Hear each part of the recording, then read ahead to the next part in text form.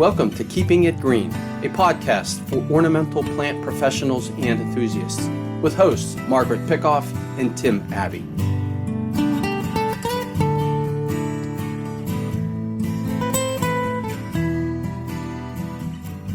Hello, and welcome to Keeping It Green, a podcast from Penn State Extension for ornamental plant professionals and enthusiasts. I'm one of your hosts, Margaret Pickoff.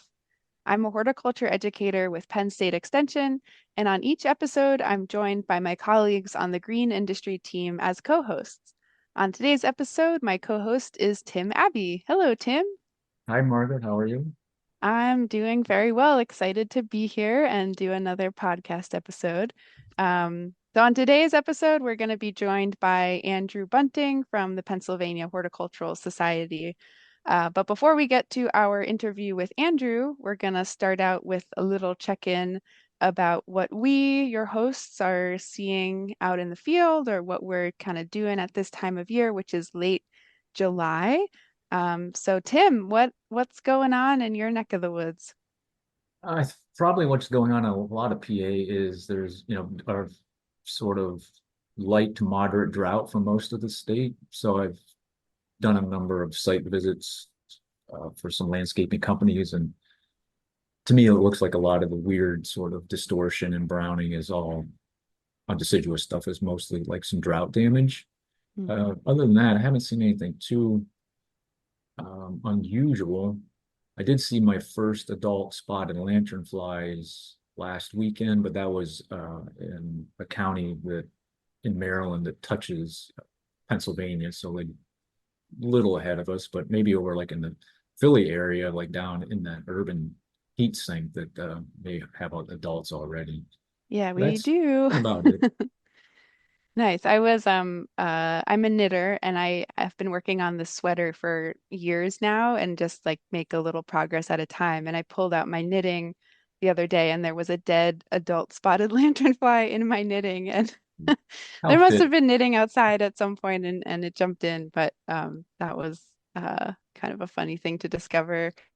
Yeah, here in Philly, we've had a really hot summer so far. We have not had a lot of rain, though we have had kind of bursts of heavy rain at times, and a little bit of local flooding.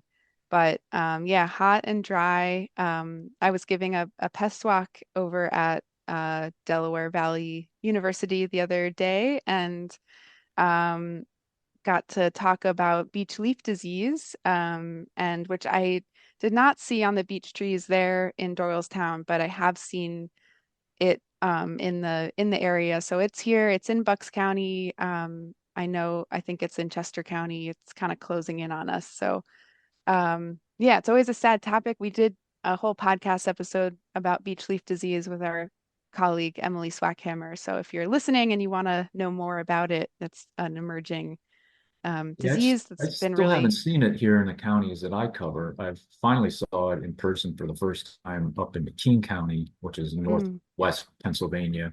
I was visiting my mom a couple of weeks ago and out walking in the woods and saw some trees were really impacted by it. But yeah, I mean, I look for it around here, but I've not had anybody call me saying, "Hey, look, we think we have it." yeah, I saw it in person at Chanticleer, actually. I was there on a tour with a local industry group, and that was my first time seeing it in person. The beech trees on the Del Val campus actually have a lot of aphid damage, and that actually looks kind of similar to Mhm. me. I'm pretty sure it wasn't beech leaf disease, but it did kind of, some of the interveinal bands were sort of chlorotic and at first it was like, oh no, it's here. But I'm pretty sure it was aphid feeding. But yeah, something to look out for. It's a really sad um, you know, issue. And hopefully we have some answers about, management and can slow it down sometime soon. Um, all right. Well, thank you, Tim. Thanks again for being here to host with me.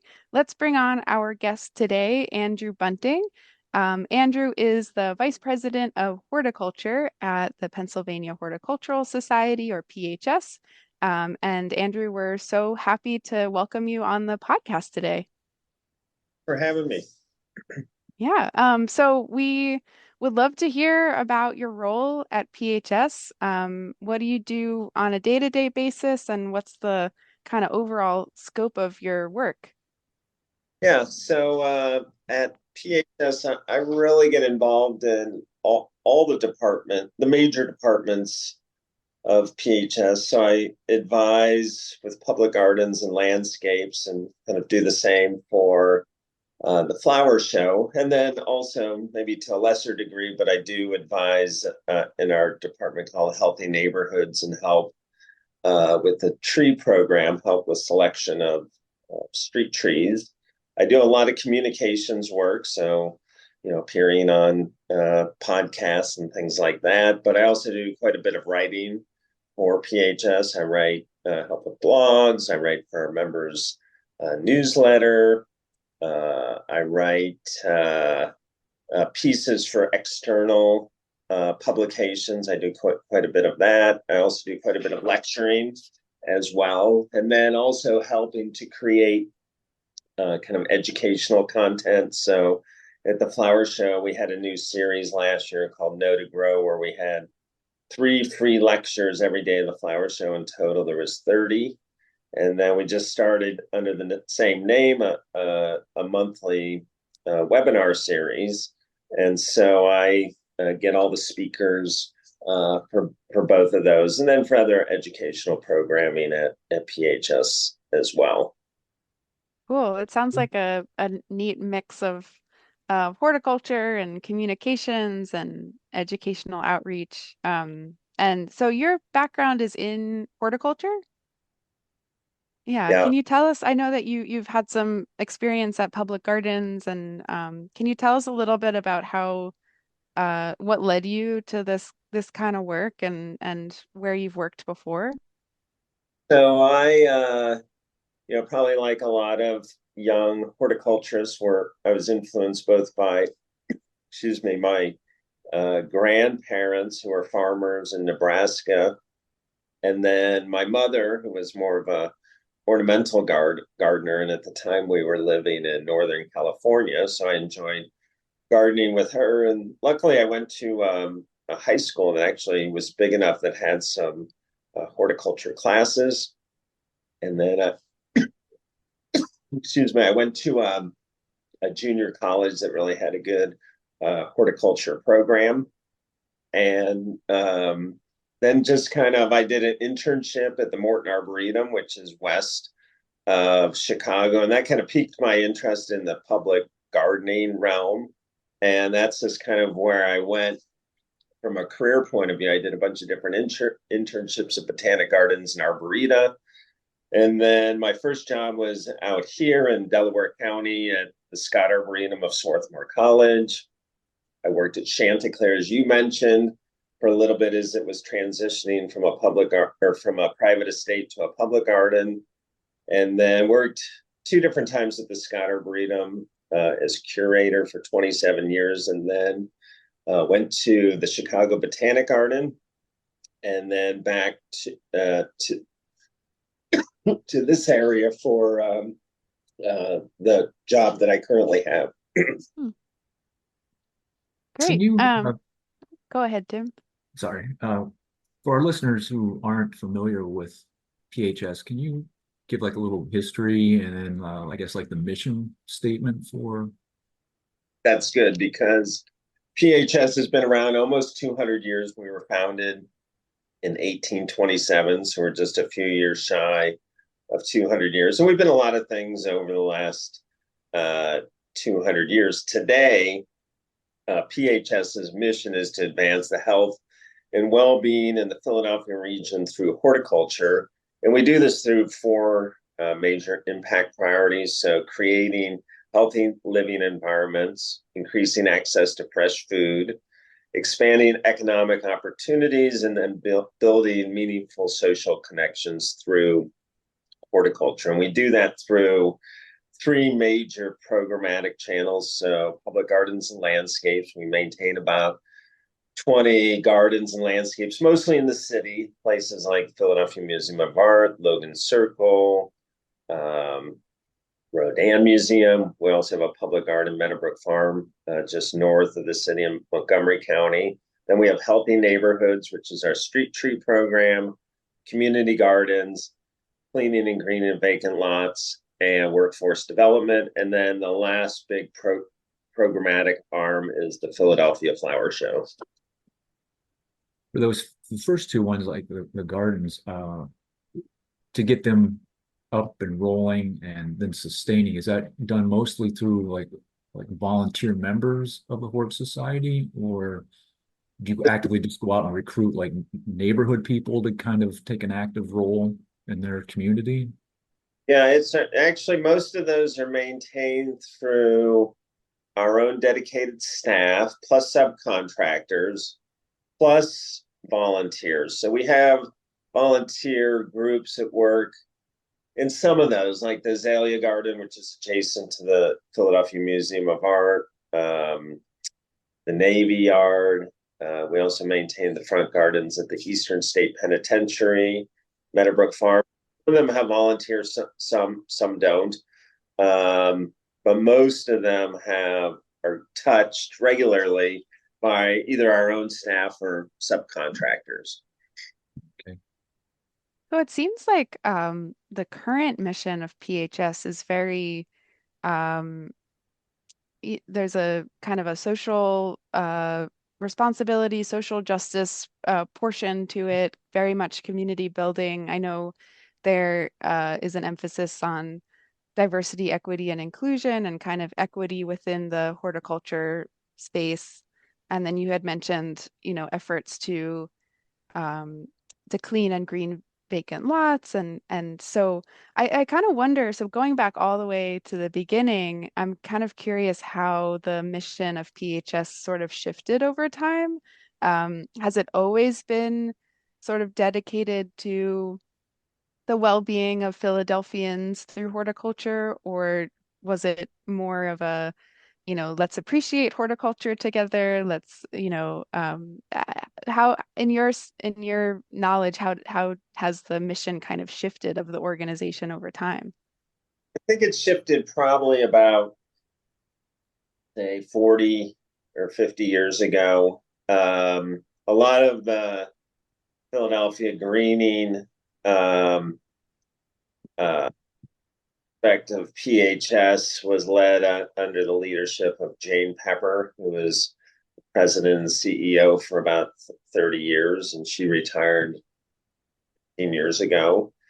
I think for a long time, the PHS kind of was the flower show. So the flower show actually started in 1829, so 2 years after the founding of the society. So I think it was, for a long time, it was more the promotion of ornamental horticulture. And today we still promote ornamental horticulture in a significant way, but we're really embedded in, as you said, community-based horticulture, looking at equity and green equity and access to green spaces, and then also using kind of green interventions to actually change people's lives. So planting street trees so that can help in mitigating stormwater runoff, providing shade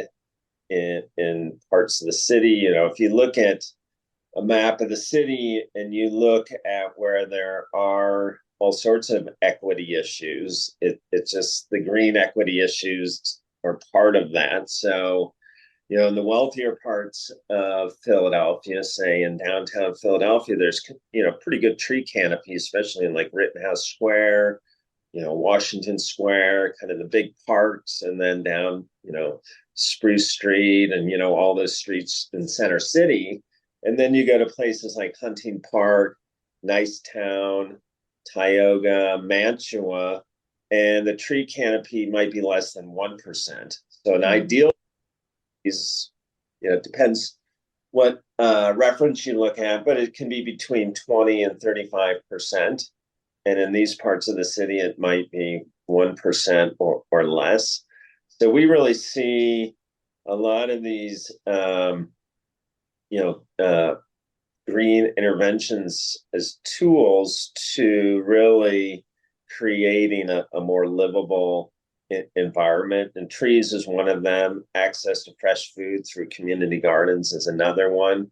And then one of the programs that we do that a lot of people don't even know about is called land care. And this is our vacant lot program. So we work with the city of Philadelphia. We get funding mostly from them. And what we do is we identify blighted lots. So it might be a vacant lot that has a pile of trash on it, might have a house that's condemned and falling in. And so we kind of prioritize these vacant lots, and we come in and we remove the trash. If there's a house, we remove the rubble. We grade the site. We bring in topsoil and further height. We put a nice kind of 2-rung fence around it, so it looks like it's an intentional green space. If it's big enough, we might put in 3 to 5 shade trees. And then we also hire locally owned, mostly Black and brown owned businesses who hire local people, and they come in, and every 2 weeks they mow, weed whip, clean off the trash, whatever has accumulated in 2 weeks. And so it's created this whole industry that never existed. It's tied directly to local jobs. And then there's also kind of a little toggle to our workforce development program. So we're training people to have kind of basic skills in horticulture. And then a lot of these businesses who are in the parts of the city where we're doing cleaning, green, and vacant lots, they hire people that are graduates from the workforce development program. So, most people don't even know that we do this. And then when I tell them how many lots we've cleaned and greened and actively keep cleaned and greened, they're really blown away. So currently in our portfolio, we have over 13,000 vacant lots that have been cleaned and greened and are maintained in that way, all throughout the growing season. So you touched a little bit on like the funding from the city for that project. How do you bring in funds to sustain all of the other programming efforts that you do? Yeah, it's kind of a multitude of funding sources. So, we are very thankful to the partnership with the city. We have another great project going on right now in Nicetown in Tioga called Love Where You Live. And this is a multi-year project to use multiple different greening tools, so community gardens, street trees. We have a kind of a contest where people can get pots and annuals and plant them up, and then those are judged. There's also workforce development going on in Nicetown and Tioga, and street trees. So that funding is private. Well, I would say grants and private individual funding. So we rely on, lots of grants for lots of different projects. Some of them are, we might apply every year, or sometimes they're, multi-year grant. The flower show is also a revenue source, so that historically has funded a lot of our greening efforts in and around the city. And then we also have a membership. People can join PHS at phsonline.org and go to the membership tab, and that provides unrestricted funding for these projects as well.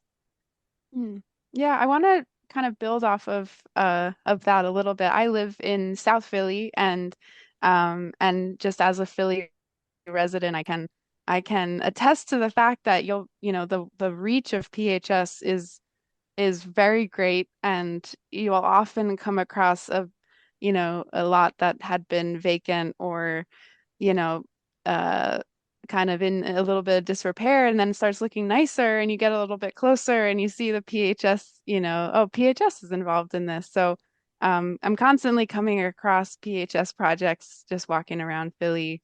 Um, and and so you had mentioned, you know, having these different uh, kind of collaborations with the city and different partnerships. And I know that Philly has kind of, there's been support coming from the city government for urban agriculture lately, and you know, the urban tree canopy. I know there's a lot of support behind that, and so it seems like the city sort of the values align with a lot of what PHS is doing. I'm just wondering about um, through all these collaborations, like is it easy to partner with organizations? What are the challenges to sort of within an urban environment finding partners, and you know, maybe your goals are not exactly the same, or maybe they are and they align really well, but are there challenges there to those sort of collaborative partnerships that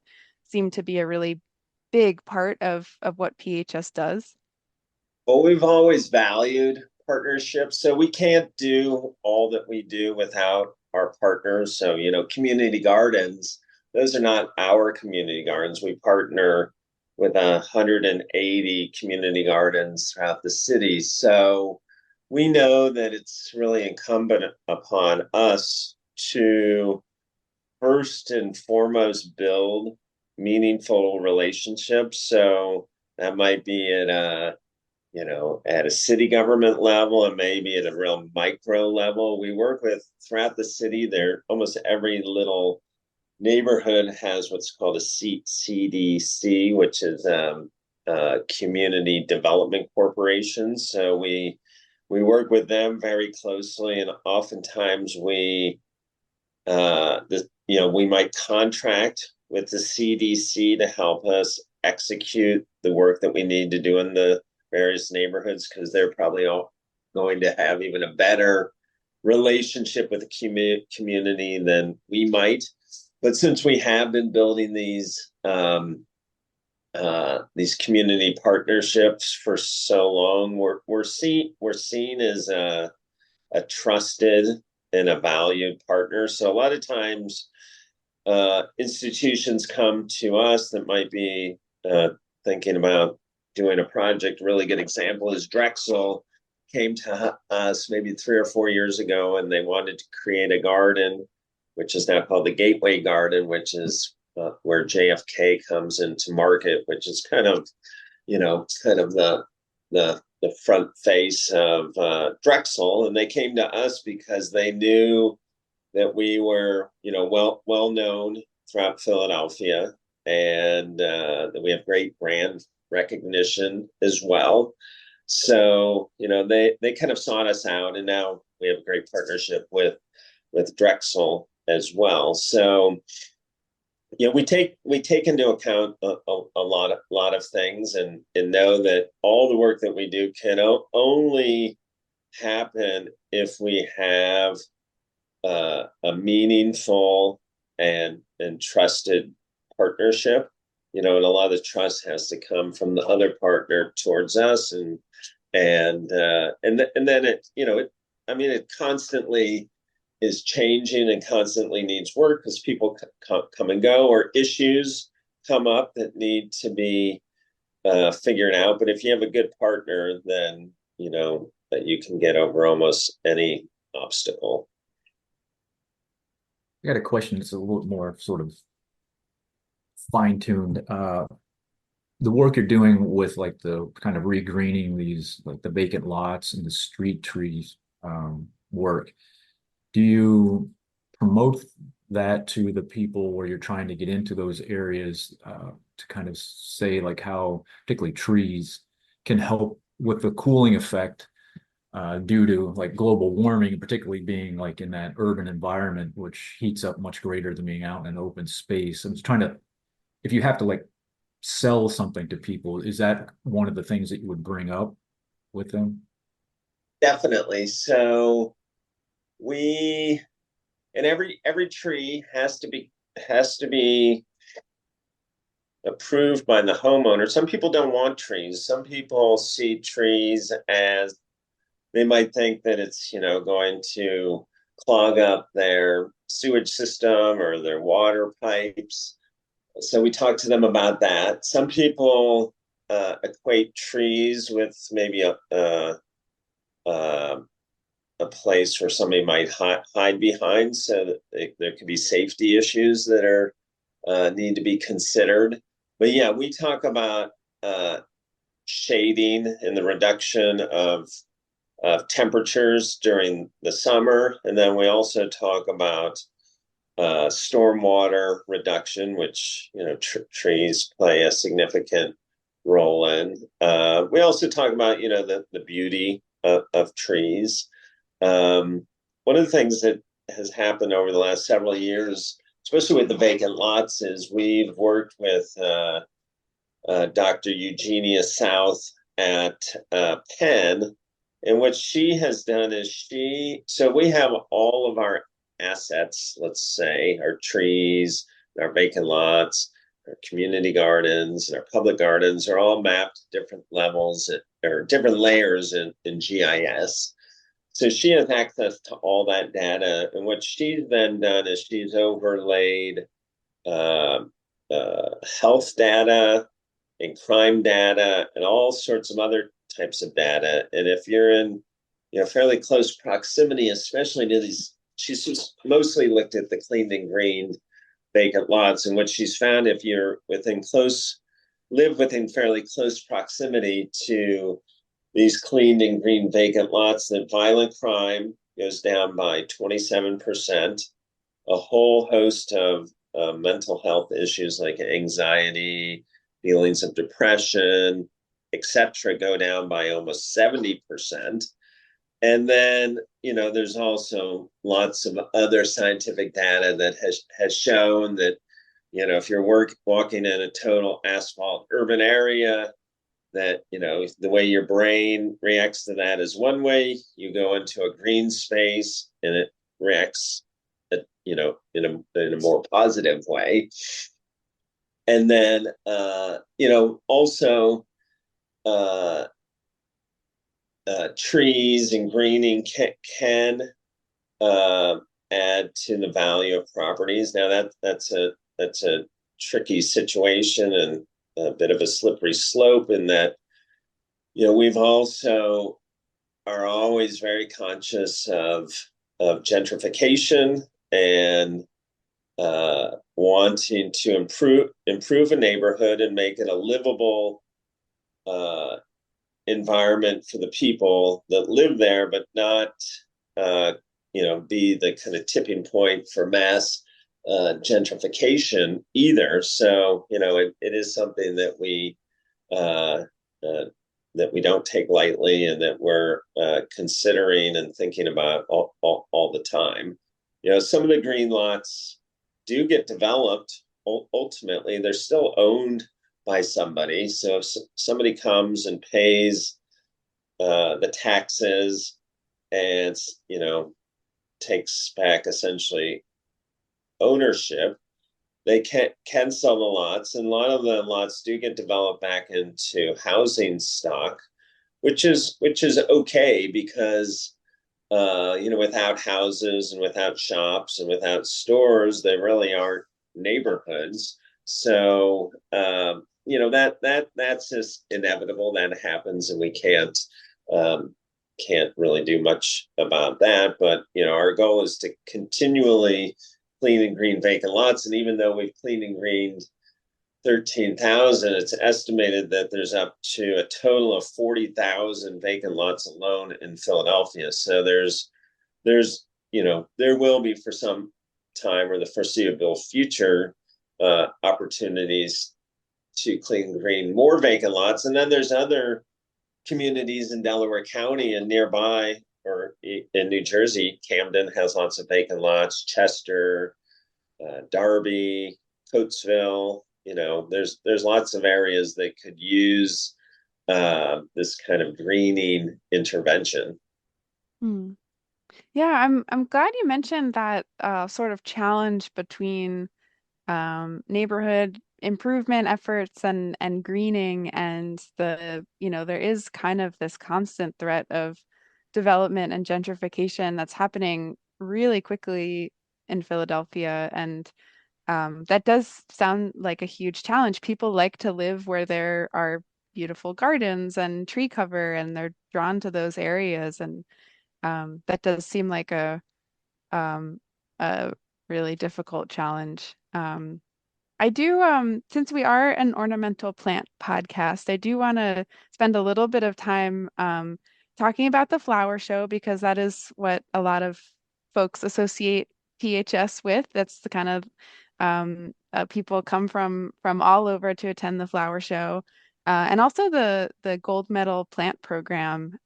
So to start out, for someone who's never been to the Philadelphia Flower Show, can you just describe the scene, like what it's like to walk in there, what someone would see, what are some of the different aspects of the show that folks could experience while they're there?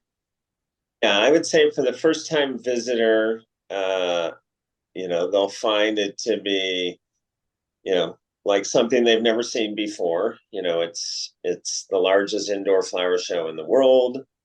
It's been going for almost 200 years. It's except for the couple COVID years, it's been indoors, and it's normally right at the end of winter.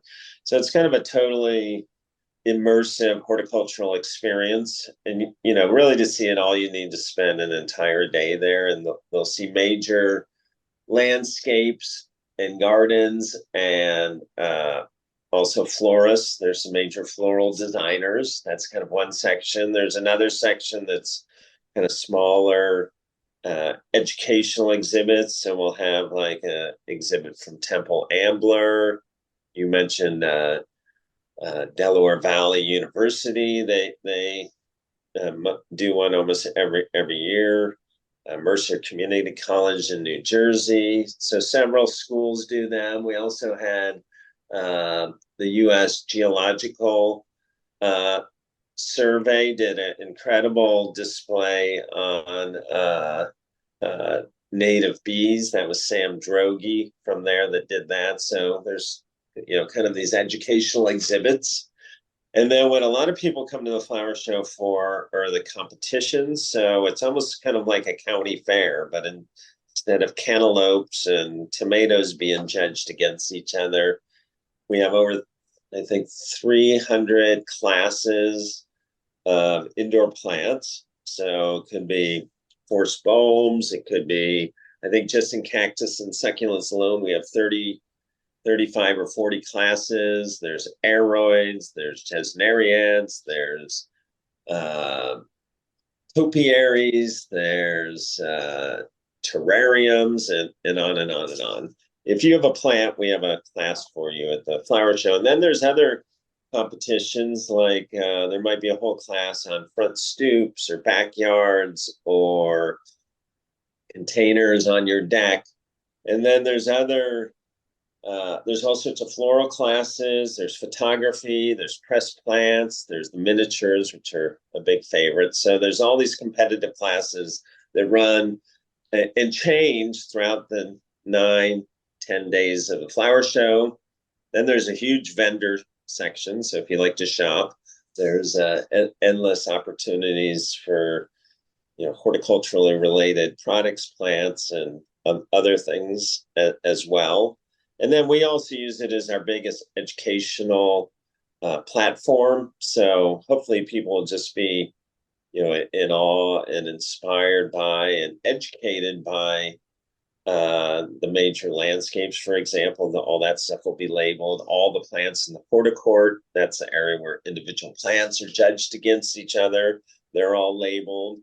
And then, as I mentioned earlier, we do this lecture series. So if you buy a ticket to the flower show, every day there's 3 free lectures, 30 in total over the 10 days. So we really use it as a vehicle for horticultural education in the broadest sense. From, our programs are on trees, they're on container planting 101, herbs, orchids, vegetable gardening. Like if there's a subject you're interested in, I guarantee there's some meaningful horticultural content at the Philadelphia Flower Show. Hmm. Yeah, I've gotten the chance. I've only gone twice. One was when it was still outdoors in FDR Park, and then last year, when it was back in the convention center, and very different feel. The one that was held outside was during the summer, and very much had that kind of like, yeah, county fair kind of feel to it with the food vendors and, activities for kids and butterflies and things like that. And yeah, the feeling of walking into the convention center um in March after a long gray winter and just seeing like the most bright floral colors everywhere. It's good for the soul, I think. Um yeah. And so the other piece that I wanted to ask you about was the PHS Gold Medal Plant Program. And so can you tell us a little bit about that and how the organization chooses different plants to kind of focus on and highlight for their use in the garden? Yeah, so the PHS Gold Medal Plant Program has been running since 1979. And we have a committee of a couple of internal people, but mostly external experts. So we have nursery owners, we have garden center owner Steve Mastardi, who has Mastardi's Nursery in Newtown Square, has been the chair for, I think, at least 30 years. We have people that write about plants. We have communicators. I know we have a master gardener who's on our committee, and we have people with certain specialties. So we have some tree and shrub specialists. We have perennial specialists. Eric Sue from Chanticleer is on the committee, and Chuck Hinkle from the Scott Arboretum is on the committee. And then we added so the categories are trees, shrubs, ornamental, hardy vines, mostly woody vines, perennials, and then we just added a category of hardy edibles. So the first one to win was asparagus millennium, and I think and we also have a blueberry in there. So what the committee does is plants get nominated mostly by committee members, but actually anybody can nominate a plant. And then over a year or so, we might meet a couple times and kind of deliberate over the plants that have been nominated. There's a survey form, so we can actually see numbers of which ones were most highly ranked, but that doesn't necessarily mean they'll win. We do more deliberation. We meet every year at the Scott Arboretum and look at plants kind of in situ, like, an actual plant. And then we pick 6 plants a year. And these are plants that have to be, so some of the criteria are they have to be ornamental, they have to be available in nurseries or garden centers. Otherwise, kind of what's the point? They have to have ecological functions, whether it be good for, a rain garden or a good pollinator plant, etc. Good food source for songbirds. They have to be relatively easy to grow. So they have to be, fairly resilient, stalwart, don't require a whole lot of kind of pampering to make them successful. So we typically pick, maybe 2 shrubs, 2 trees, 2 perennials. But now that we have the edible category, we have to put that in it as well. The last 2 years, and this was not by design, but it just turned out that way. With this, other than the asparagus, all 6 plants were native. So that ecological function part, if it's native, that gets some extra points for that. But that's not all the plants are native. And then, so we've been picking these plants since 1979. There's been some things we've picked that just aren't available anymore, maybe have actually turned out not to be a good plant in the garden. Like one of the plants that was selected decades ago was Berberis thunbergii crimson pigment. And as we know, Berberis thunbergii, the Japanese barberry, is now an invasive plant, so that one's been kicked off. And then there's some others that we thought the cultivars were great at the time, but for whatever reason, they've kind of just petered out over time. Like a good example is Fothergilla intermedia blue shadow, which is a glaucous blue selection, but that plant, if you've grown it, it tends to just revert back to the green version. So that one got removed. So it's a dynamic system of new, exciting plants. And these are not like the brand new plants. These are tried and true plants that we feel like gardeners should be considering. Like one that will get it for 2025 is Amelanchier grandiflora autumn brilliance, which is a 4-season native shadblow or serviceberry. So we're excited about that. We were giving a sedge the gold medal. So sedges are the genus Carex. Nobody grew sedges for the most part 20 years ago, but they've really become popular native ground covers. So Carex cherokeensis is getting it for 2025. And then if people want to see the complete list, if they go to phsonline.org, there's a tab for garden, and they'll see the tab for the Gold Medal Plant Program.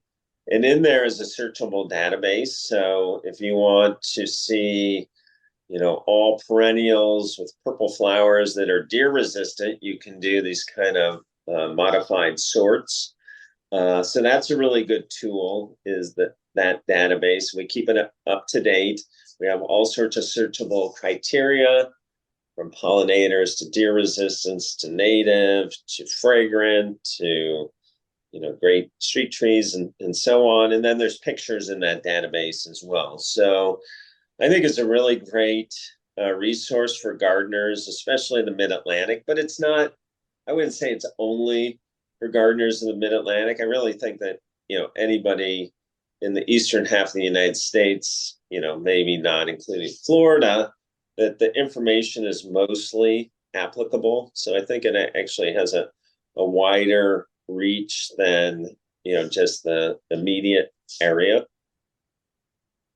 That's great. Yeah, I was joking with my friend the other day that it feels like sedges are having a moment right now. They suddenly everyone's talking about sedges, and I think it's so cool that they Carex has been around for a while, but people are Yeah, actually on our committee glad to hear that'll be. Yeah, on our committee is Sam Hoadley, who runs the trials at Mount Cuba. Yeah. And they did a whole trial on sedges. There's something like 700 native sedges. I don't think they trialed them all. But they also looked at which ones could be mowed, maybe as a lawn substitute. And I do know that Carex cherokeensis and Carex woodii and Carex pennsylvanica all were highly ranked in their trials. So if people want to know more about sedges in particular, they should check out that trial. And Mount Cuba's done many other interesting trials as well. They did one on Baptisia, Ampsonia. Yeah, we had Sam on the podcast this spring, and so we got to hear about the trials out there, and we're still planning to make a staff trip out to out to Mount Cuba to see those. Um, well, Well, well, Andrew, thank you so much again for being on our show today and telling us about PHS and the different projects and initiatives and programs that you're offering.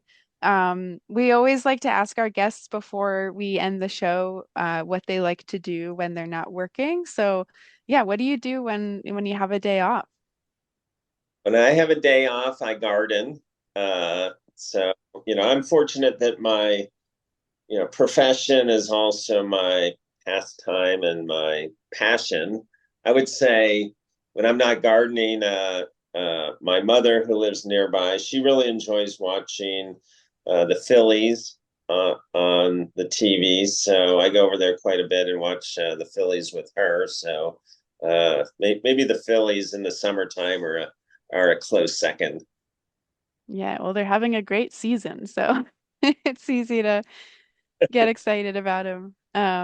Great. Not Well, if thanks. if you're a Pirates fan, you're not too excited about Philadelphia. What's No. Yeah, the Pittsburgh Pirates fans are not so happy, but we're happy out here in Philly. Um, yeah. Well, thank you again, Andrew. This has been really Yes, thanks. fun to talk to you. And the phsonline.org again is that website, and there's a lot of good information there.